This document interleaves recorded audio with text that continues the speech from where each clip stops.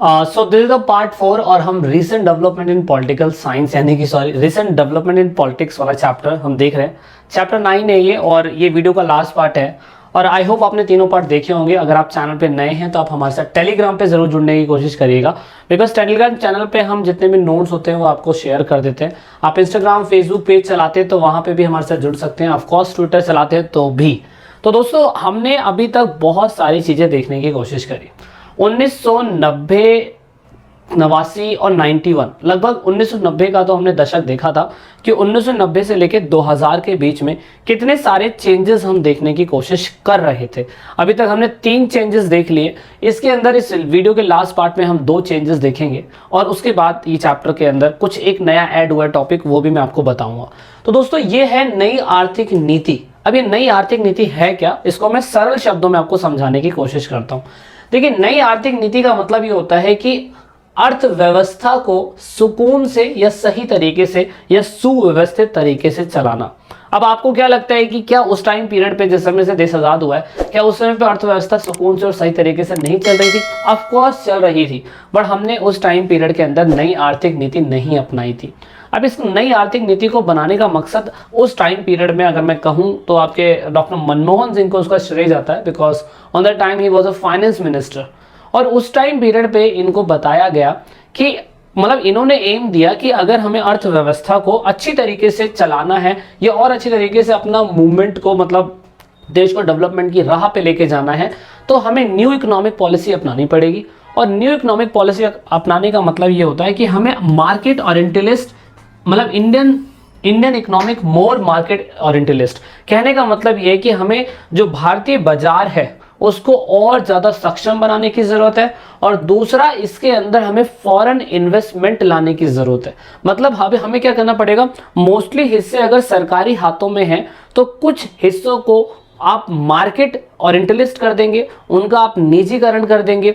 जैसे कि अभी हमने एयरपोर्ट का करा, हमने अभी क्या कहते हैं एयर इंडिया का कर दिया। सरकार के हाथों से नहीं चल रहा है तो प्राइवेट हाथों में उसको लाने की कोशिश करी गई। ऐसे ही 1991 के अंदर फॉरेन इन्वेस्टमेंट की बात करी गई थी कि बाहर की कंपनियां या बाहर की कंट्रियां हमारे प्रोडक्ट के ऊपर या हमारे देश में कंपनी लाके उसमें पैसा इन्वेस्ट कर सकती है और उससे हमारे देश का डेवलपमेंट और अच्छा होगा।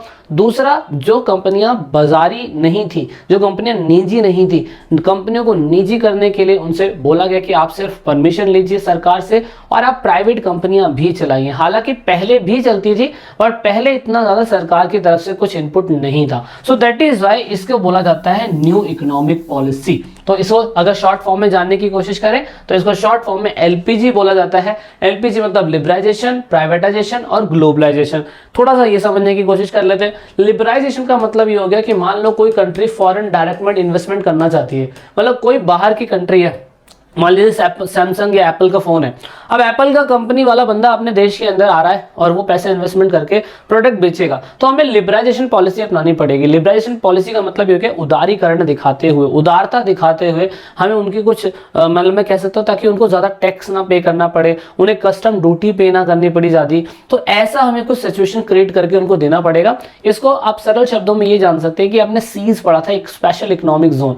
स्पेशल इकोनॉमिक जोन तो किसी प्रोडक्ट को बेचने के लिए कंपनी के एस्टैब्लिशमेंट के लिए होता है, लेकिन अगर फॉरेन डायरेक्ट इन्वेस्टमेंट कोई कंट्री कर रही है, कोई कंपनी कर रही है, तो उसके लिए हमें लिबराइजेशन पॉलिसी लानी पड़ेगी, उदारीकरण हमें लाना पड़ेगा, ताकि वो कंपनी बिल्कुल फ्री होके, बिल्कुल फ्रीली, मतलब आके रिलैक्स होके, उसे पता है मुझे इन्वेस्टमेंट करना है, जॉब क्रिएट करनी है, पैसा कमाना है, कोई दिक्कत नहीं। तो इसे लिबराइजेशन पॉलिसी कहा गया।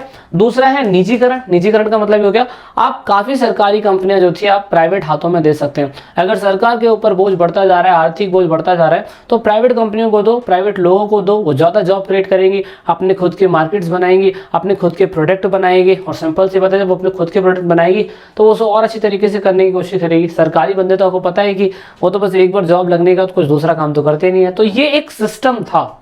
इसी वजह से क्या कहते हैं, मैं ये नहीं कह रहा कि सरकारी बंदे काम नहीं करते, लेकिन जहां सरकार को लॉस हो रहा है वहां पे वो प्राइवेट कंपनी के हाथों में दे देते हैं। जिसका जीता जागता एग्जांपल अभी हमने देखा कि MTNL बंद हो गया है, BSNL बंद हो गया है, एयर इंडिया बंद हो गया है। पहले ये सारा सरकारी था, अब ये सारा प्राइवेट हो गया है ना। तो ये प्राइवेटाइजेशन होने का मतलब ये हो गया।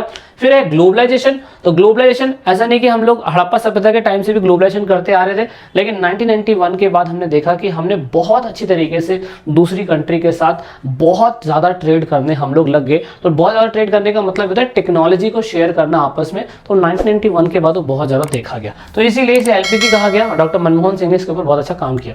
अब दूसरी बात हो रही है आपकी इसी टाइम पीरियड के अंदर, अगर आपको बताऊं तो 1984 के कांड की वजह से, अगर आपको पता हो तो इंदिरा गांधी जी की डेथ हो गई थी। इंदिरा गांधी जी को कितनी गोलियां लगी थी, मैंने आपसे पहले भी क्वेश्चन पूछा है एंड अगेन मैं आपसे क्वेश्चन पूछ रहा हूं।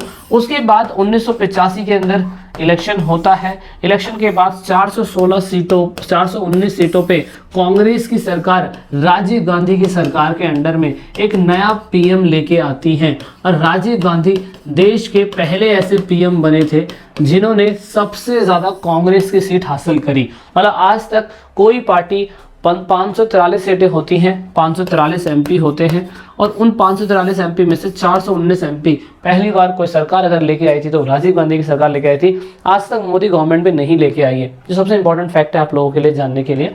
अब यहाँ पे ये हुआ कि 1985 के बाद भी राजीव गांधी जी ने कुछ ऐसे काम कर दिए जो लोगों को पसंद नहीं आए, और इसीलिए राजीव गांधी को भी हत्या का शिकार होना पड़ा।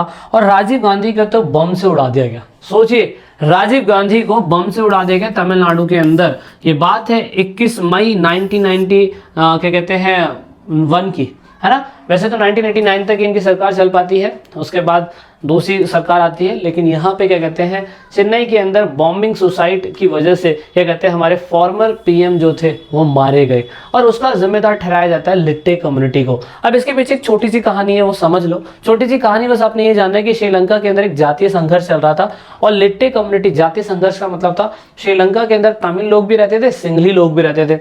अब तमिल लोगों ने क्या कहा कि भाई हम तो कई सालों से श्रीलंका में रह रहे हैं, तो हम लोग पढ़े लिखे, इसमें हमारी गलती तो है नहीं, ये आपने पहले पढ़ रखा है, थोड़ा सा मैं क्विक रिव्यू आपको दे रहा हूँ बस, और कुछ नहीं। आपको पता होगा कि श्रीलंका के अंदर सिंघली लैंग्वेज को ऑफिशियल कर दिया गया और तमिल लोगों को ऑफिशियल नहीं रखा गया। इसलिए तमिल लोगों ने ये कहा कि भाई हम लोगों को भी एक अपना खुद का एक सेपरेट कंट्री चाहिए, क्योंकि श्रीलंका किसी के बाप का नहीं है, क्योंकि श्रीलंका में तमिल लोग जो थे वो भी कई सालों से रह रहे। अब क्योंकि तमिल लोग जो हैं वो, उन लोगों ने अपने खुद का एक लिट्टे कम्युनिटी बना लिया, लिबराइजेशन टाइगर ऑफ तमिल इल्लम 1983 के अंदर इन लोगों ने क्रिएट कर दिया। इसका मेन मकसद था कि श्रीलंका के अंदर एक स्वतंत्र देश बनाना, जिसमें सिर्फ और सिर्फ तमिल लोगों की चलेगी। या तो सिंगला लोग बनाना चाहते हैं तो वो सिंगली लैंग्वेज रखे, लेकिन तमिल लैंग्वेज को भी नेशनल लैंग्वेज बनाई जाए, ऐसा इनकी डिमांड थी। अब क्योंकि तमिल का कनेक्शन हमारे तमिलनाडु से भी है, तो हमारी सिंपैथी उनके साथ थी, इसलिए 1987 के अंदर हमने एक फोर्स भेजी, इंडिया पीस कीपिंग फोर्स। इस फोर्स का मेन मकसद ये था कि श्रीलंका के अंदर जाए और ये तय करे या ये लोगों को बताए कि भाई ये चीज़ें गलत हो रही है, चीज़ों को अच्छी तरीके से बातचीत करके सुलटा लीजिए। लेकिन यहाँ पे श्रीलंका ये कह रहे भाई तू कौन, मतलब श्रीलंका कह रहे हैं कि भारतीय सेना जो है हमारे आंतरिक मामलों के अंदर हस्तक्षेप कर रही है। और आपको पता है कि हमारा भारत देश तो कभी ऐसा रहा ही नहीं कि वो किसी दूसरों के मामलों में इंटरफेयर करे। दैट इज वाई हम लोगों ने अपनी आर्मी को 1989 के अंदर वापस बुला लिया। अब वहाँ के तमिल लोगों को ये चीज़ बुरी लग गई कि एक देश के PM होते हुए भी उन्होंने क्या कहते हैं हमारे देश की, हमारे लोगों के बारे में सोचा ही नहीं। So that is why this a reason behind that कि यहाँ पे एक मेन था कि लिट्टे कम्युनिटी ने फॉर्मर हमारे PM उनको उड़ा दिया सुसाइड बम पहना के, और ये बहुत ही दर्दनाक घटना थी। और उसके बाद काफ़ी सालों तक श्रीलंका के अंदर सिविल वॉर चलता रहा। 2009 के अंदर ये सिचुएशन जाके ख़त्म हुई। ये कहा गया कि तमिल और सिंघाला दोनों ही ऑफिशियल लैंग्वेज रखी जाएगी, लेकिन UNO के अंदर तो अभी भी रिपोर्ट सामने आई है कि श्रीलंका के अंदर तमिल लोगों की हालत ख़राब है, और श्रीलंका को UNO के अंदर बुलाया भी गया था। ये रिसेंट न्यूज़ है। ओके, तो ये एक मेन था। अब बात कर लेते हैं कि इतने टाइम पीरियड से हमारे देश के अंदर Congress BJP, BJP Congress, Congress BJP, ये सिलेक्टेड सरकारें ही आपस में चल रही थी। कौन सी, अगर हम बात करें 2004, देखो मैं बात कब की कर रहा था, अगर आप इस ग्राफ को देखने की कोशिश करें तो यहाँ पे रेड में आपको थोड़ा पिंक सा आपको क्या कहते हैं भाजपा दिखाई देगा और थोड़ा सा ब्लू आपको क्या कहते हैं कांग्रेस दिखाई देगा। 1984 के अंदर 415 सीटें मिली थी, किनको मिली थी आपको 415 नहीं 419 थी, इसमें 415 दिखा रहा है, 4 कॉलाइन करी गई थी। उसके बाद 89 में फिर से कांग्रेस आ गई थी, 1991 में फिर से कांग्रेस आ गई थी, 1996 में बीजेपी आ गई, 1998 में बीजेपी आ गई, 1999 में बीजेपी और 2004 के अंदर फिर दोबारा जाके कांग्रेस। यानी कि मैं अगर 84 से बात करूं जब से इंदिरा गांधी की डेथ हुई, या 89 से बात करूं जब तक उनकी क्या कहते हैं सरकार सही व्यवस्था में नहीं थी, तो सत्ता जो थी ना, सत्ता आपस में 4 लोगों के बीच में ही घूम रही थी। नंबर 1 अगर हम देखें तो ज्यादातर हमारी सरकार क्या कहते हैं कांग्रेस या बीजेपी, और या तो क्या कहते हैं आपने एक और पढ़ा हुआ था, क्या कहते हैं इसे बोलते हैं राष्ट्रीय मोर्चा इसके आसपास, और दूसरी अन्य पार्टियां जो थी इन्हीं के पास घूम रही थी। लेकिन इतने टाइम तक जो कुछ भी बदलाव राजनीति के अंदर देखने को मिले, चाहे वो 2004 तक देखने को मिले, तो आप नोटिस करेंगे कि ये सारी पार्टियां पूरे भारत में 4 चीजों पे जरूर सहमत हो पाई थी। तो 4 बातें कौन सी थी? नंबर 1, नई आर्थिक नीति सहमति उन लोगों ने करी जो 1991 के अंदर हुई थी। कहा गया हाँ भाई एलपीजी तो होना चाहिए, इससे देश का विकास होगा।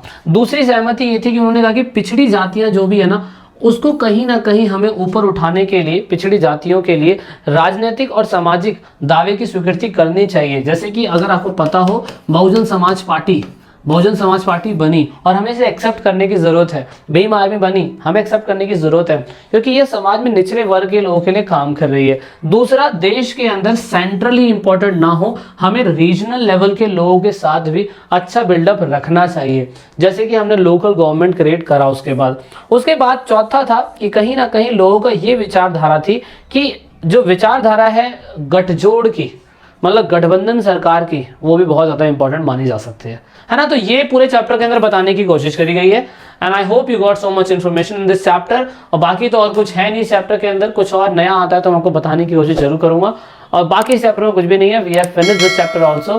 Thanks for watching the video till the end. Channel के साथ नहीं जुड़े तो जुड़ने की कोशिश करेगा। जय हिंद, जय भारत।